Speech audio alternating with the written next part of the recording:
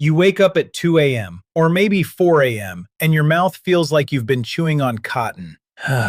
Your tongue sticks slightly to the roof of your mouth. You reach for the water glass on your nightstand, the one you've started keeping there specifically for this exact moment, and you drink, and for a little while it's better, and then a few hours later, it's back. Most people, including a lot of doctors who don't dig much deeper, will tell you this is just getting older. And aging does play a real role. We'll get into exactly why in a moment. But here's what almost nobody tells you. A dry mouth that wakes you up at night, night after night, is one of the more useful early warning signals your body gives you because it sits at the intersection of at least 6 very different things that can go wrong, ranging from completely harmless to genuinely worth a doctor's visit. By the end of this video, you'll understand exactly why saliva matters more than you probably ever gave it credit for. The 6 most common reasons it dries up, specifically at night after 60, and which of those 6 is the one most people never even think to suspect, despite it being shockingly common. Let's start with why this even happens during sleep in the first place. Before we go through the causes, it helps to understand one basic fact about saliva that explains why this problem shows up specifically at night,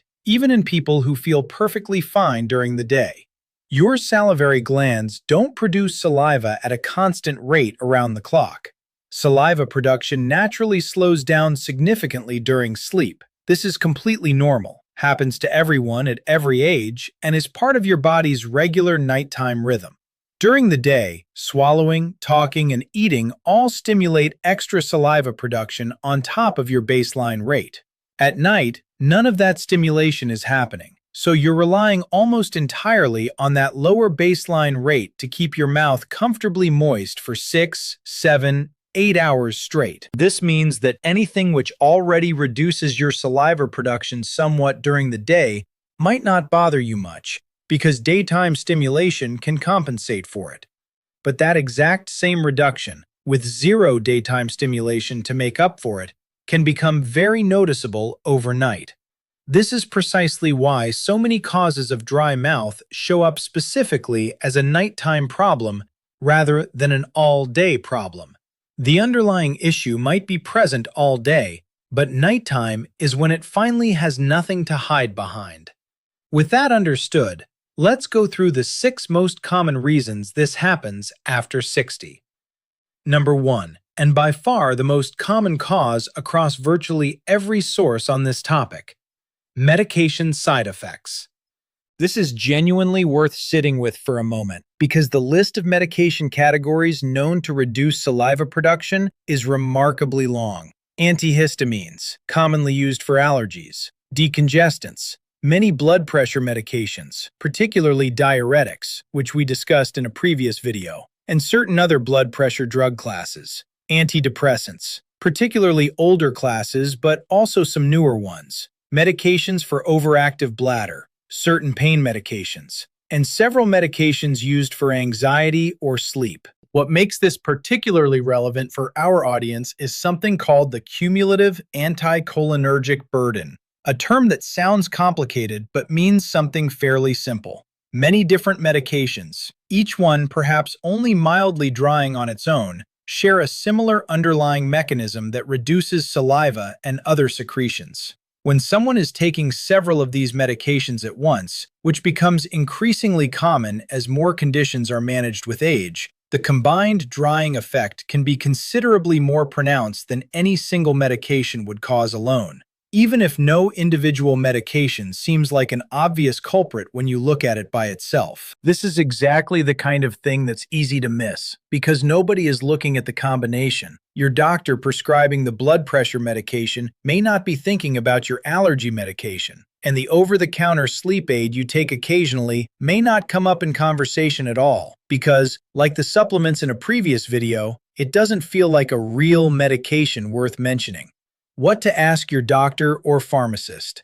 Bring a complete list of everything you take, prescription and over-the-counter both, and ask specifically whether dry mouth is a known side effect of any of them, and whether the combination could be additive. In many cases, there are alternative medications with less drying effect, or your dose or timing can be adjusted. Number 2. Simple mouth breathing during sleep. This sounds almost too basic to matter, but it's a remarkably common and frequently overlooked cause. If you breathe through your nose, the air passing into your body is naturally warmed, filtered, and humidified before it ever reaches your mouth and throat. Breathing through your mouth instead bypasses all of that, sending dry air directly across your tongue, gums, and the back of your throat for hours at a time. A few different things tend to push people toward mouth breathing specifically at night. A stuffy or partially blocked nose from allergies or sinus issues, sleeping flat on your back, which can allow the jaw to fall open more easily than other sleeping positions, and structural factors that become more common with age, like changes in throat and jaw muscle tone. A simple telling clue here is whether your dry mouth is worse specifically when you sleep on your back versus on your side, or whether it correlates with allergy season or a stuffy nose. If either pattern shows up, mouth breathing is very likely playing at least some role. What can help? Addressing nasal congestion before bed, whether that's a saline rinse or simply propping yourself up slightly with an extra pillow. And experimenting with side sleeping, if you're currently a dedicated back sleeper, can make a noticeable difference for a surprising number of people, often within just a few nights. Number 3, and this is the one I mentioned at the top that almost nobody thinks to suspect: sleep apnea, particularly obstructive sleep apnea. Here's the connection that most people never make. Sleep apnea involves repeated pauses or significant reductions in breathing during sleep, often dozens of times a night, without the person ever fully waking up or remembering it. Many people with sleep apnea breathe through their mouth specifically because their airway is partially obstructed, and the body instinctively opens the mouth to try to get more air through. This combination, frequent mouth breathing, all night, every night, often for years before ever being diagnosed, makes severe morning and middle-of-the-night dry mouth one of the most common and most commonly overlooked everyday symptoms of undiagnosed sleep apnea. The other clues that tend to travel alongside this particular cause are worth knowing, because dry mouth rarely shows up alone in true sleep apnea. Loud, habitual snoring is the most well-known sign, often reported by a spouse or partner rather than noticed by the person themselves. Waking up with a headache, specifically in the morning, is another. So is excessive daytime sleepiness, despite what feels like a full night's sleep, and waking up gasping or choking, even if briefly and rarely remembered clearly the next day. This particular cause deserves extra attention because untreated sleep apnea isn't just about poor sleep quality. It's been associated in research with increased risk for high blood pressure, irregular heart rhythms, and stroke over the long term. Which means a dry mouth complaint, of all things, can sometimes be the small thread that, once pulled, leads to addressing a significantly more serious underlying issue. What to ask your doctor. If dry mouth comes with loud snoring, morning headaches, or daytime sleepiness, specifically ask about being evaluated for sleep apnea, which is typically done through a sleep study, either at a sleep center or increasingly through a home testing device, and is a far more common and treatable condition in this age group than most people realize. Number 4 connects to something we touched on in a previous video about nighttime leg swelling. As people age, the body's natural thirst signal, the sensation that tells you to drink water, becomes measurably less sensitive. This means it's entirely possible to be mildly dehydrated without ever feeling notably thirsty during the day, and a dry mouth at night can simply be your body's way of flagging a fluid deficit that built up gradually over the day without ever triggering an obvious thirst cue. This is compounded by a habit many people develop specifically to avoid nighttime bathroom trips: deliberately drinking less in the evening hours. It's an understandable trade-off, but if fluid intake earlier in the day isn't quite making up for it, the result can be exactly the dry mouth this video is about. What can help?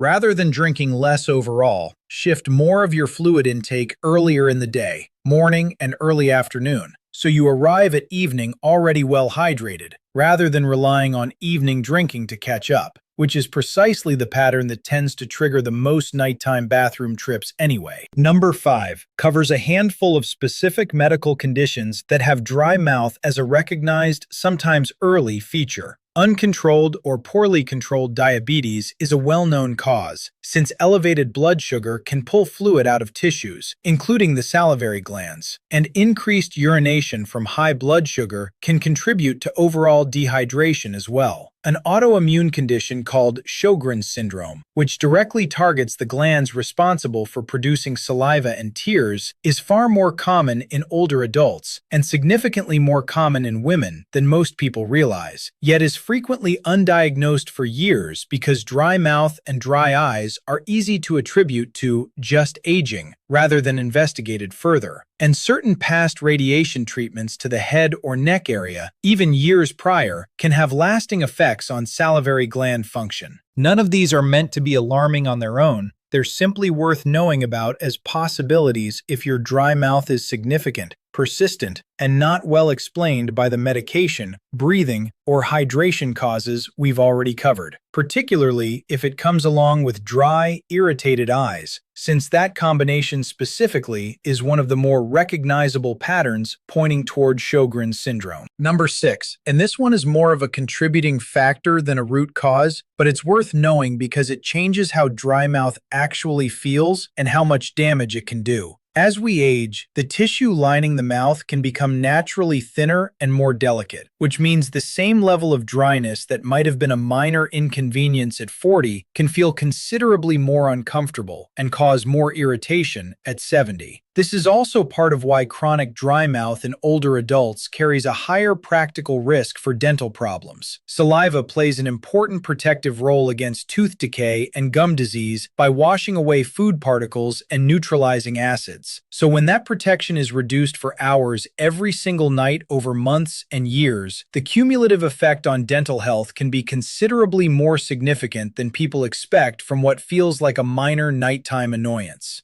With 6 different possible causes, you might be wondering where to even start. Here's a simple way to narrow it down using your own pattern, similar to the self-check approach we used in the swelling video. For a few nights, simply note, does it correlate with a specific medication, particularly a new one or a changed dose? Does it correlate with sleep position, worse on your back than your side? Is it paired with loud snoring, morning headaches, or daytime sleepiness, which points towards sleep apnea specifically? Does it correlate with how much you drank and when during the day? And finally, is it paired with dry, irritated eyes as well, which would point toward the gland-related cause we discussed? This kind of simple pattern tracking, even for just 3 or 4 nights, turns "my mouth is dry every night and I don't know why" into a specific, useful starting point for a conversation with your doctor or dentist, rather than a vague complaint that's easy to wave away as simply getting older. A reasonable, practical guideline.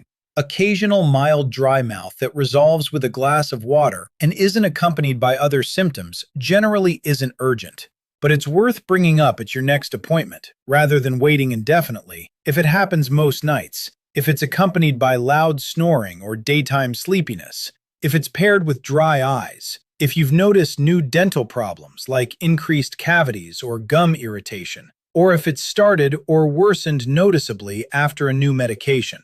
Your doctor or dentist has tools to actually investigate this rather than guess, including reviewing your medication list properly, checking for signs pointing towards sleep apnea, and in some cases, simple blood tests if an autoimmune or blood sugar cause is suspected. A dry mouth at 3 a.m. feels like one of the smallest, most forgettable complaints a body can produce.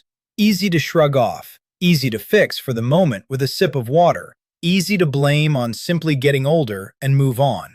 But as we've walked through today, it sits at a genuinely useful crossroads, touching on your medications, your breathing, your hydration, and in some cases, conditions well worth catching early. If this video helped you connect your own nighttime dry mouth to a specific, useful pattern, that's exactly what this channel is here for. Give it a like, subscribe for more clear, honest senior health guidance every week, and let me know in the comments which of these 6 causes sounded most like your own experience. It might help someone else watching make the same connection. I'll see you in the next video.